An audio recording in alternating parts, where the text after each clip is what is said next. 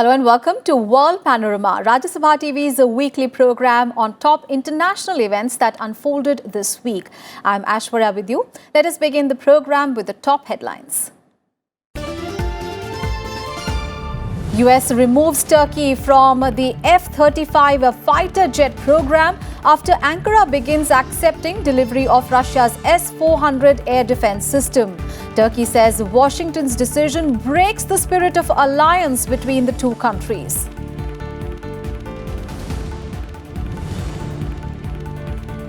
After winning April's elections, a first test for Ukraine's new actor-turned-president Zelensky, voters to elect a parliament that could spell success or failure of his political agenda. US says it destroyed an Iranian drone in the Gulf. Iran denies, broadcasts footage. Series of incidents in the world's key shipping area triggers fears of a military conflict. NATO chief warns time running out to save the 1987 arms control treaty between the US and Russia. Two nations also look to renew the New START treaty, the last major arms control accord remaining between the two rivals.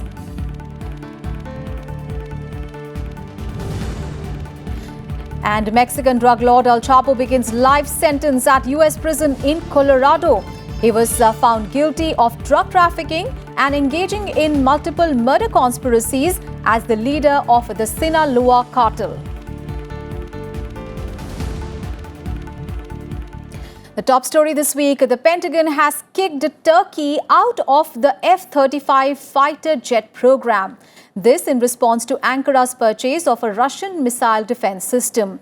Now, the move means that Turkey will not get any of the 100 American planes it planned to buy, including 4 it has already paid for, and that all Turkish personnel associated with the program must depart the United States. The bigger problem for Washington and the NATO is that the rupture pushes Ankara even closer to Moscow. Russia has offered to sell Turkey its Su-35 flanker as well as its most advanced Su-57.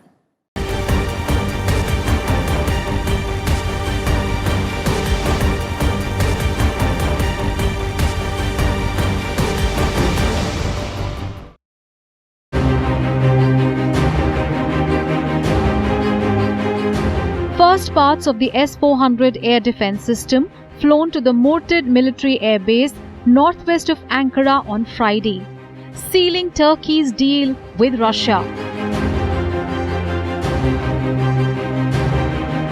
Turkish President Recep Tayyip Erdogan praised the S-400 deal, saying that the next goal is the co-production of the missiles with Russia. However, the Turkey-Russia S-400 deal was the one that US had been struggling for months to prevent.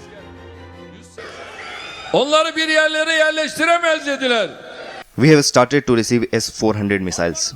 They told us they cannot buy them. As of today, 8th plane arrived and start to unload. God willing, we will finalize the process in April 2020. After that, in terms of the air defense system, we will be among a few countries in the world. The move has angered the US. Washington claims the Russian defense systems are not compatible with NATO's defense network. US has responded by removing Turkey from its F-35 fighter jets program. Turkish Foreign Ministry said that the US's move was unfair and could affect relations between the two countries. Turkey had signed up to buy 100 F-35s, America's most sophisticated warplanes, and had invested heavily in the US program. Turkish companies produce 937 of the plane's parts. But Turkey's purchase of the Russian defense systems has put Washington and Ankara at odds. However, the US is not currently looking at sanctions on Turkey. We're looking at it. Very, very difficult situation for a lot of reasons. Things could have been done better in the previous administration. The previous administration made some very big mistakes with regard to Turkey, and it was too bad. So we're looking at it. We'll see what we do. We haven't announced that yet. US and Turkey are key NATO allies, having two largest armies in NATO. And the present dispute marks a deep division in the Western military alliance, which was forged after the World War II to counter Moscow's military power. Besides that, Turkey is also one of US's key allies and is located in a strategic position, sharing borders with Syria, Iraq and Iran. It has also played an important role siding with the US in the Syria conflict. However, Turkey has also pursued an increasingly independent defense policy and has been establishing closer links with Russia that has caused frictions between US and Turkey. Bureau Report, Rajya Sabha TV. It's 2.5 months since Ukraine's comedian candidate Volodymyr Zelensky won a big victory in the presidential elections. However, the president has limited executive power and it has limited it even further with a combative approach to parliament. Zelensky hopes for a strong showing for his party in the Sunday's parliamentary polls that will help him make key decisions. The 21st of July parliamentary elections were called by the new president the moment he was sworn in May. Zelensky has promised to shake up the entire political system and tackle Ukraine's endemic corruption.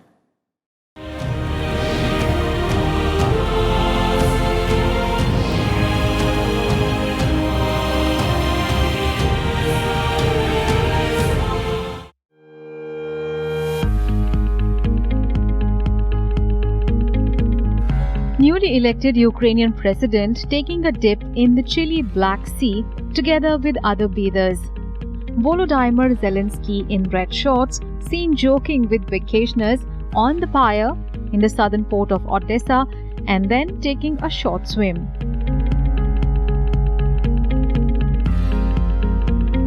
While Zelensky is seen chilling out, there is lots at stake for him in this Sunday's parliamentary elections. It's 2.5 months since comedian candidate Zelensky won big victory in the presidential elections. It was hailed as a political earthquake at that time.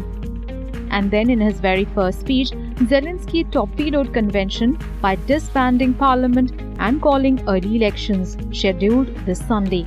So can Zelensky's popularity help his party sweep up parliamentary seats? Well, opinion polls say his party, Servant of the People, named after a TV comedy series where he played a fictional president, is on course to win more seats in the parliamentary election. But the question is, will he get an outright majority? Перші рази, коли ти повертаєшся з Європи, тобі хочеться плакати. Is it comfortable for you to walk through an underground walkway like this or breathe in dirty air? It is not for me. Then why do we constantly give a second chance to old politicians? Support the president on July 21st and reshuffle the parliament. Ну, тут питання відпадають, оскільки в мене є можливість це зробити, оскільки я вже досяг чогось у своїй сфері.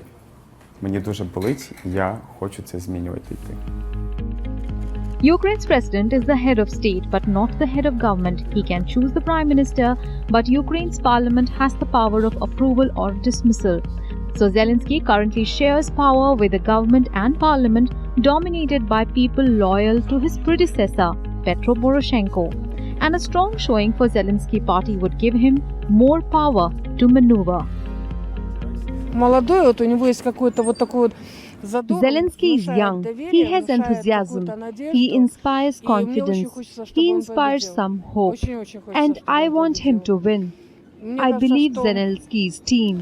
Он внесет какое-то движение, и вот это вот то, что сейчас делается, и у нас в районе в том числе, оно как-то сменится в лучшую сторону. Я ему верю. Я верю за команде.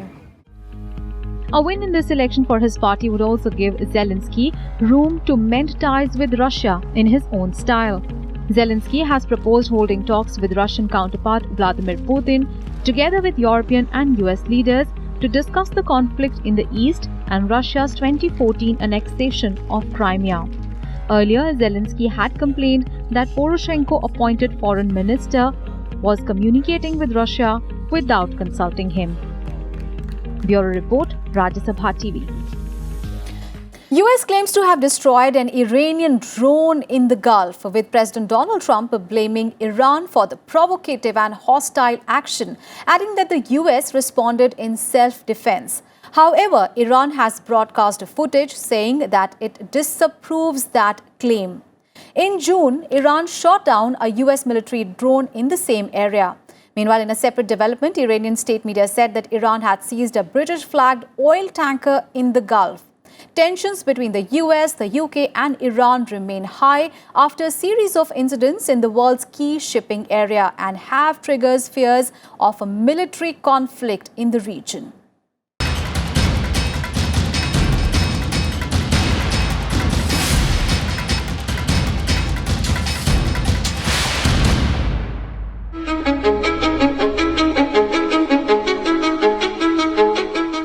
President Donald Trump says the US Navy destroyed an Iranian drone in the Strait of Hormuz.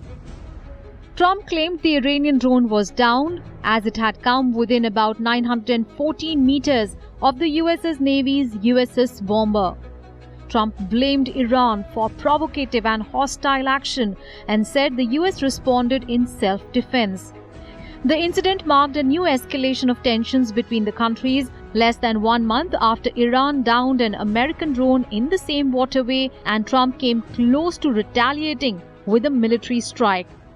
The boxer took defensive action against an Iranian drone which had closed into a very, very near distance, approximately 1,000 yards, ignoring multiple calls to stand down, and was threatening the safety of the ship and the ship's crew. The drone was immediately destroyed.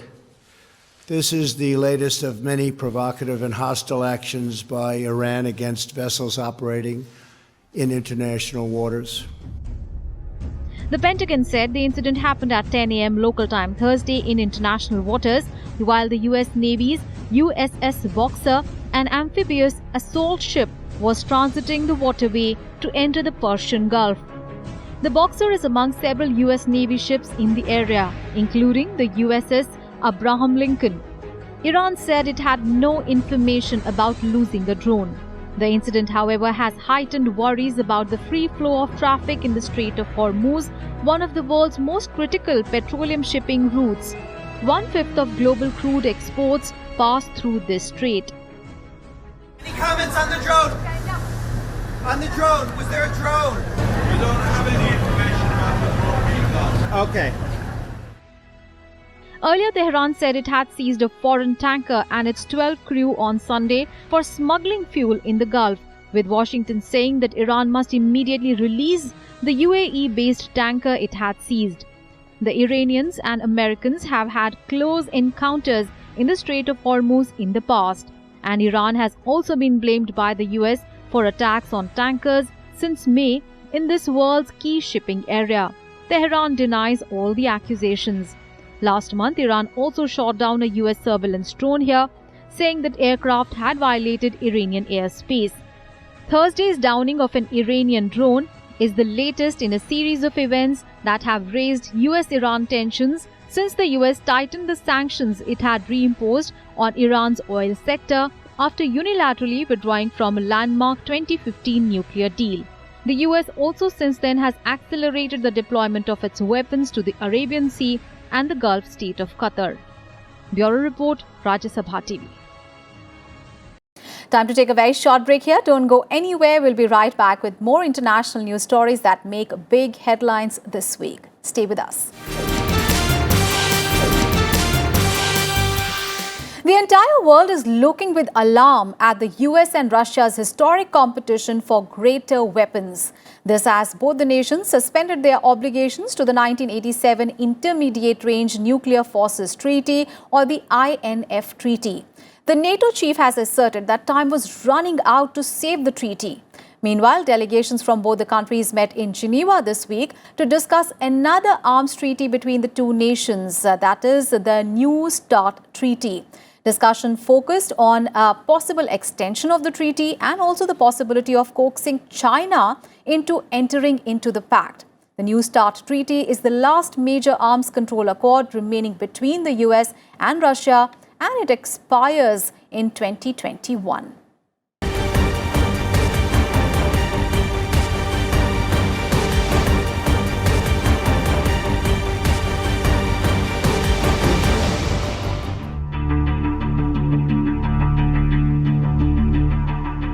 We are going to witness a world with more missiles. There are warnings from NATO. NATO Secretary General Jens Stoltenberg says time was running out to save a key nuclear missile treaty with Russia. Stoltenberg put the responsibility for saving the dying treaty on Moscow, despite the fact it was Washington who unilaterally withdrew from the agreement earlier this year. Stoltenberg also pledged a measured defensive response if Russia did not come back into compliance with the deal by the 2nd August deadline. The reason why this treaty is now in jeopardy is the Russian violation. There are no new US missiles in Europe, but there are many new Russian missiles in Europe. And that's the reason why this treaty now is in danger. In 1987, Intermediate Range Nuclear Forces Treaty was signed by the US and USSR that banned short and medium-range nuclear missiles. However, in February, President Trump announced the US would suspend its obligation under the agreement, accusing Russia of breaching its terms. Russia denied the allegation but suspended its own obligations shortly afterwards and announced plans to develop new weapons systems. Unfortunately, we have not seen any signs of a breakthrough, and time is running out. Today, allies urged Russia to, once again to return to full and verifiable compliance with the treaty. Russia and the United States have sharp differences regarding arms control. Regarding longer-range strategic delivery vehicles, both are now considering a more comprehensive framework than previous agreements that could encompass more nations and weapon systems.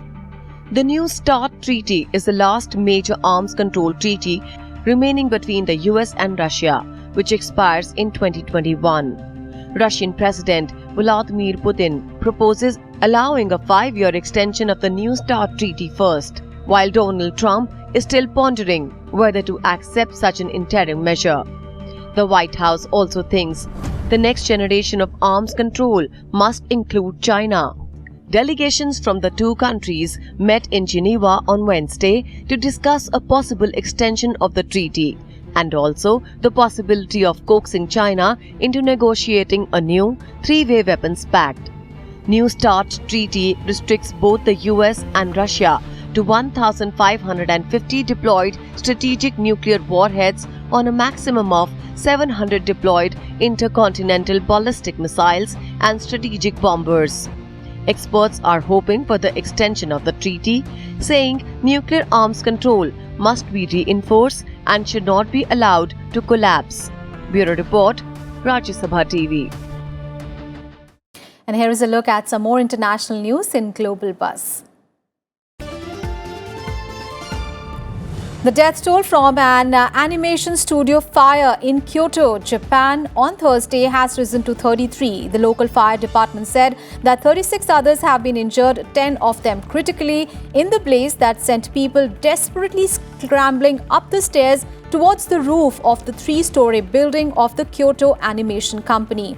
The blaze, ignited by a 41-year-old man with a flammable liquid, is believed to be the country's worst case of arson in decades. About 70 people were working in the studio when the fire started. The suspect is also being treated in hospital for injuries sustained during the fire and has been taken into custody. His motives are yet to be determined. Germany's Ursula von der Leyen secured European parliamentary approval on Thursday to become the first female European Commission president after she won over socialists and liberals with her vision of a greener, fairer and rule-based Europe. She secured 383 votes to 327 against, and the threshold was 374. The liberal group Renew Europe and the Socialists and Democrats groups had earlier announced the support for the 60-year-old, who this week resigned as the German defense minister. Overfishing, hunting and land development have pushed more species closer to extinction, according to a new report. The Red List report by the International Union for Conservation of Nature, or IUCN, found that 27% of more than 150,000 species that the organization has analyzed are at the risk of extinction. That is a total of 28,338 different species.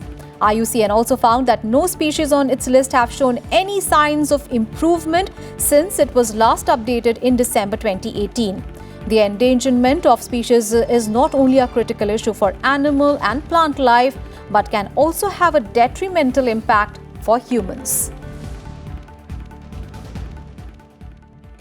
Mexican drug lord El Chapo Guzman, who twice escaped from prisons, will spend the rest of his life behind bars in the United States. Guzman was sentenced on Wednesday to life in prison plus 30 years without the possibility of parole. The mandatory sentence after he was found guilty in February of all the charges stemming from his role in trafficking billions of dollars worth of drugs into the US as a top boss within the Sinaloa cartel. Guzman was also ordered to pay $12.6 billion, forfeiting what the government said were ill-gotten gains.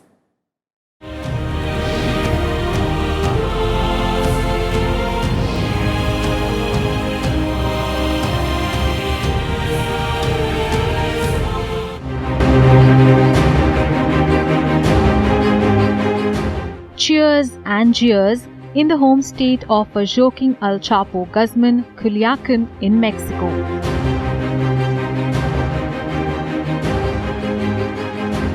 This after the drug lord's life sentence in the United States. Pues creo que es una sentencia que ya se veía venir. I think it's a sentence that was impending. It was fair, given the damage he had done to the community, to Mexico and to a large part of the world. However, it is sad that one person does so much damage to one country and that they need to be tried in another and not their own. On Wednesday, a federal judge in the US ruled the Mexican drug lord, who twice escaped maximum security prisons in that country, will spend the rest of his life in a US penitentiary. In February, Guzman was found guilty of 10 charges, including drug trafficking and money laundering. Guzman's 11-week trial, which featured testimony from more than a dozen former associates who had made deals to cooperate with the prosecutors, offered an unprecedented look at the drug cartel's inner workings.